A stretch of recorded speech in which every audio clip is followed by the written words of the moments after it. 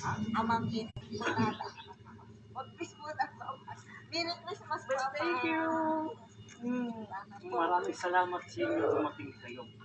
Dahil Nandun po sa huli yung isang sasakyan ako. Oo. Pasensya na po kasi. okay, walang problema. Basta importante, dumating kayo. Kasi nagtatawag po ang ama. Eh, ang gusto ng ama, ang lahat, dahil ang baston ko ay galing sa Precise Study. Sa Lingayen, sa Tuntun. Ang baston ko, kunin mo doon. Ang baston ko, ang sabi niya, ang dating baston ko, hindi. Kawayan, may hindi. Ang bato nakuha ko sa Bulugal yun. Kabit mo yung sa baston ng kawayan. Ito pa yun. Ngayon, kung naggamot ako ng mga risalista doon sa Tuntun.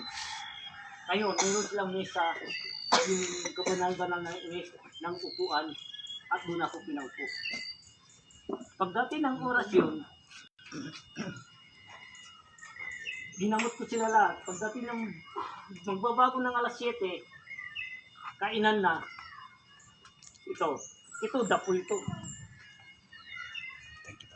Ngayon, ang sabi niya, pumunta din sa terrace, nahulog.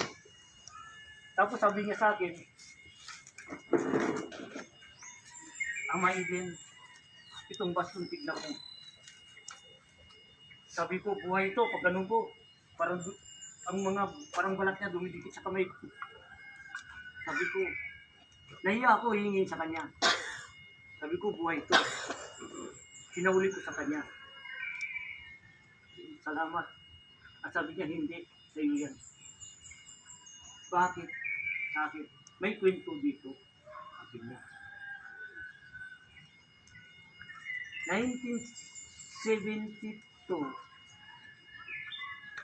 sabi niya, lumutang sa ama ko. Tapos nawala. Lumutang yan, nawala. Ngayon sa tagal ng panahon, spiritual ang mga magulang niya namatay na. Siya may edad na rin. Dumating ka ngayon, lumutang ito. Ibig sabihin pala, sa iyo yan. Para sa inyo. Sa Tuntun Lingayen. Ay, pinmunton. Oo. Hindi ko sabi na sa Lingayen, I shall return. At para na mag-meet sila. Ang gayunin ko, medyo makatakot. Sabi niya sa akin, pinturahan mo na kulay tanso. Kulay. Yan ang nakatakda ang baston ko. Hindi dawa dito sa lupa sa kanyang galing. Sinuntun. Tapos sabi ng asawa niya, asawa, hindi pa sa papayat? Oo, dumating siguro ito. Nakita ko nahulog. Ay sa kanya, sila 2007. 1972, 2007. Tuntun din gayon, dito. Ito ang kasaysayan ay yung bininyayakan ako sa Sampabyan. Isang lalaki, nakita ko nakasuot ganito, nag-usap ko na. Maggamit ka ng papaya, makausap ko. Ang bagay ng lahat. Sabi ko, bumukas ang langit, may kalapati, may higit ako. Isa, marami kami isa lang na nakakita. Ang kalapati hindi na kalapati. Pumunta sa blue, baga-baga yata. Dito sa ulat ng puti, pumunta dito sa blue. Umano yung kalapati. Sabi niya, agila. Ang sabi ko, kalapati, sabi niya, agila. So, ang lahat ng Sampabyan, Bugalyon, hanggang ang liwanag race binigay sa akin sa Balungaw. Mayroon ako kasamaan doon. Tumanggap sa akin. Barong Jerusalem. Kaya in time message sa akin, New Jerusalem, barong sa kanya. Dahil yan, binigay sa langit. Iisa, Ilocano at ako, ang binigay sa akin sa ulam. Yan. Purso ang lahat ang kasaysayan, galing ang kagamitan ko, galing sa kapatiran. Sila rin ang magpatutuos. Lahat. Sa tabo din, ganun din. Tabo din. Mga, isa ito kasama ko sa lista. Tago din, nakatago. Oh, nakatago. Pero ngayon, Yun ang nakuha ko puso. Pero ngayon, ama nakalabas. Mata, banga, nandoon na lahat ang mga tabi ng daan. Isipin mo yung bato ko, banga, yung ganito lang kalaki. Parang nakapatong lang dito. Sa tubig, ang lakas ng alon. Ang layo pa nakita ko. Bumagsak ng alon, hindi nasinag. Habang nagdadasal sila, ang sabi nila, Lolo Eden, punta ka sa tabing dagat na doon lahat ang mga gamit mo. Pumunta sila doon, ay nakaputi. Hindi ko sila kilala, panay Ilocano sila. Ang sabi nila, 3 beses sila ay pumunta doon. Gusto nila kukunin, dadalay na po sa tabudin. Ito si Nanay Aida. Oh. Si Mami, hindi pa, dahil hindi pa siya nakatanda. Ano? Ano sinabi doon sa tabudin, mga Rizalista? Lahat sila nalulokrokan. Anay, dito ka. Isa rin siya, kapatiran. Sila ko ang nagbigay ng pangalan na Ama Eden. Doon, Lolo Eden. Yung isa, taga Bicol, Eden.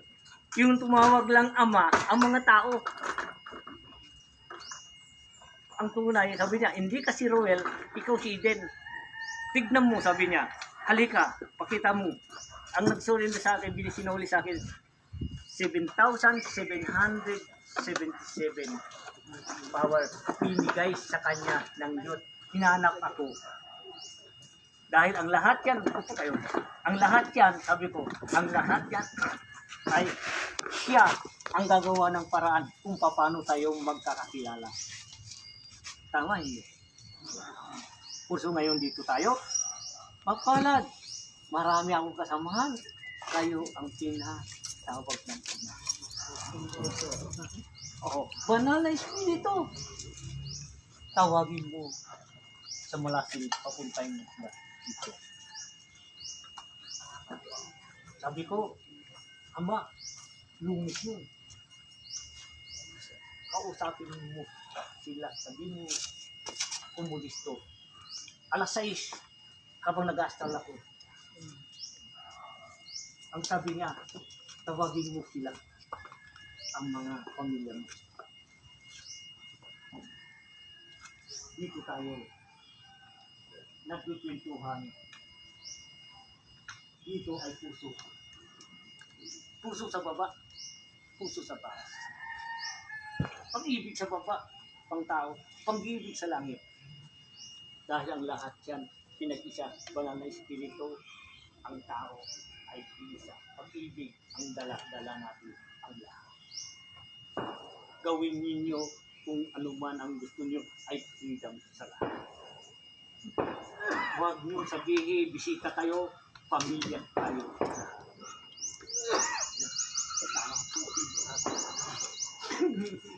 Iba ang inyong mga salita. Iba ang salita ko. Iba ang mga salita niya. Isa rin ang tunay nating tagaligtas. Dahil ang sabi ng Ama, bilang araw kung gusto niyo ang lahat ng bagay para maintindihan ang bawat isa sa inyo dito nakatira sa Pilipinas. Anong dapat kung tayo ay sa isang ipon-ipunan sa mga lugar ito? Kailangan ninyo magsalita ng wika ninyo kahit may bisita, magkaintindihan ang lahat. Si Rizal, anong sinabi ng Rizal? Anong salita niya? Tagalog. Kung hindi ka marunong magsalita ng iyong wika, ano ibig sabihin yun? Kailangan mo, ama, Huwag tayong ano sa ibang lahi dahil iba naman. Yes. Matuto tayo po sa sariling salita natin at makontinto po tayo sa sariling Oo. kulay natin. Yes. Itayo natin ang sarili nating bansa. Yes. Tama yun. Por eso ang sabi ng Ama, kung paano ko kayo pag-ipon-ipunin, pag-isahin. Ano ba ang wika ninyo sa Pilipinas? Kung Pilipinas, ano ba ang tunay na wika natin? Pilipino ako. Pilipino. Tagalog. Kung sa lugar ninyo, Ilocano, sa bahay nyo lang. Kung dito sa lugar natin, samahan lahat, ay freedom sa lahat. Kung nakakaintindi ng lahat ang kailangan doon, hindi lang sa lugar ninyo. Oras na sa lugar ninyo, ay kayo ay magsalita doon sa lugar ninyo. Maraming bisita sa Manila, Bisaya, Pangasinan, sari-sari. Kung sila hindi nila maintindihan, paano sila lalaki sa atin? Bakit pupunta ba tayo hindi natin maintindihan? Tama, hindi. Kaya ako salitang Pilipino. Yes. Tagalog. So, sa Amerika, hindi ka makakapunta doon kung hindi ka mag-aral ng English. Sa Amerika yun. Sa Espanyol. Bago ka pumunta doon, dapat mag-aral ka ng Espanyol para maintindihan mo ang salita ng wika nila. Sila naman pupunta sa Pilipinas. Ang wika natin, dapat natin ipaglaban. Pilipino tayo, Pilipinas. At Tagalog ang iral natin ng bawat isa sa atin. Amen? Amen. Ano sa palagay ninyo? Maganda ba? Kung tayo ay magkakaisa, magkakasundo, ay lahat ay freedom. Isang Diyos, isang tagaligtas, isa ang atin sa paraiso ng Diyos. Yes. Puso ang lahat, ito na sa gitna tayo ng puso. Anong daldala natin dapat? Pag-ibig. Wow! Pag-ibig po. Oh, yan ang bagay kailangan natin ang bawat isa sa atin. Huwag natin iralin ang mga ugali na hindi maganda. Dahil ang sabi ng Diyos, kung ikaw para sa akin anak, huwag ka magdamdam, huwag kang magtampo, huwag kang magmura. Ako, ang aking anak, huwag mong sayangin ang panahon dito. Ang dala-dala mo dapat ay pag-ibig. Pag-ibig ang dala ko. Huwag ko makakasakit sa kapwa. Dahil ako ay masasaktan. Dahil anak ko kayo lahat. Dapat kayo magkasundo. Amen. Tama hindi? Tama po mga Dapat tayong magkasundo. Di natin baliwalain. Dahil yan ang tunay na pag-ibig ng Diyos. Ang wika ng Diyos, pag-ibig. Ang kanyang wika, ang salita, pag-ibig. Magkaisa tayo, kailangan natin, kung gusto ninyo, kung gusto basta nag-ipon-ipon tayo, kung ano nung aral, yung salita sa lugar ninyo, sa inyo lang. Pagdating sa tanggapan at ipon-ipon tayo sa lahat, sa tungkol salita ng Diyos, at sa ating templo, dapat anong wika sa Pilipinas, yun dapat natin gawin. Depende sa inyo kung kayo ay sumunod o hindi. Kailangan, paano ang mga bisita, paano tayo magsama-sama kung isa lang salita doon sa inyo, paano maintindihan ang mga bisita ngayon. Di ba? Wala. Ay, ibig sabihin yun, magsarili tayo. Kailangan, Bisaya ka man, Chabacano ka man, Muslim ka man, anuman ang mga bagay dito sa mundo, iyakan ka man, igurot ka man, lahat kung Tagalog pinag-usapan, magkaintindihan lahat. Tama, hindi? tama po mga Puro ang lahat yan, walang posible sa imposible. Yun lang naman ang sabi ng Ama. Ang lahat yan ang hinihiling ng Ama. Ito ang simula sa binigay sa akin December 22. 22. Ang logo ito. December 11/11, 2007. Yan ang binigay ng Diyos. Yan ang logo ay galing sa kanila. Ang logo natin, nakatatak yan sa bandera ng Pilipinas. Nandito kami, binidyo yan, tinatakan niyang ang logo natin sa Pilipinas. Dahil ang kailangan, ang sabi ng Ama, iralin nyo, ang ugali nyo, ang dala natin ay pag-ibig. Wala man, sino man, mas mahigit pa sa atin kung ang pag-ibig iralin, mahal tayo ng Diyos, magmahal tayo, masaya ang mundo natin. Walang mahihirap, walang malulungkot. Masaya lahat ng bagay kung kailangan pag-ibig. O, ngayon po tagasalita ngayon. Kung sino magsalita sa inyo, magsalita tayo. Habang nandito ang bago magsikat ng araw. Kayo matulog. Upo kayo dito. Dahil ang lahat yan ito, pinag-ipon-ipon tayo dahil maraming salamat na dumating kayo dahil hindi ang Diyos ang madala sa inyo kung hindi ang Diyos may kapal. Sa kanyang daan. Ha? Sa kanyang daan. Kuya Braon. Diba? Masaya tayo kung tayo ay magkakaisang lahat. Mabuhay kayo. Bawat isa sa inyo, mabuhay din ako. Pinakamabuhay ko na ay siya nagligtas sa akin. Siya ang pinag-isa tayo dito sa lupa.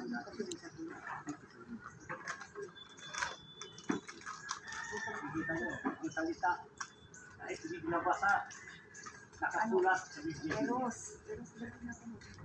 Putong palat tayo ang bawat isa sa atin dahil tayo masunurin kung ano man ang binigay sa atin.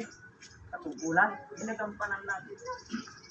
Maraming salamat sa tagal ng panahon ang pagtutungkol ninyo, papalad kayo lahat.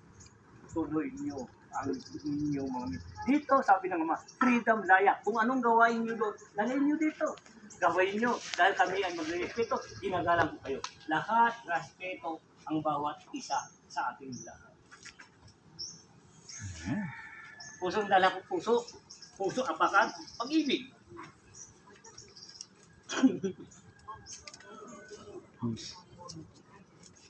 Ako, Ama, pwede ko pagpuri. Yes! Magpuri po kami. Dito na, dito na. Dito na po, dito na Dito po. sa puso, pag-ibig. Dito, oh, sige, mag-ibig tayo. Hindi pag kami natin. O, bati, balik tayo. Lugat. Sige, ayun.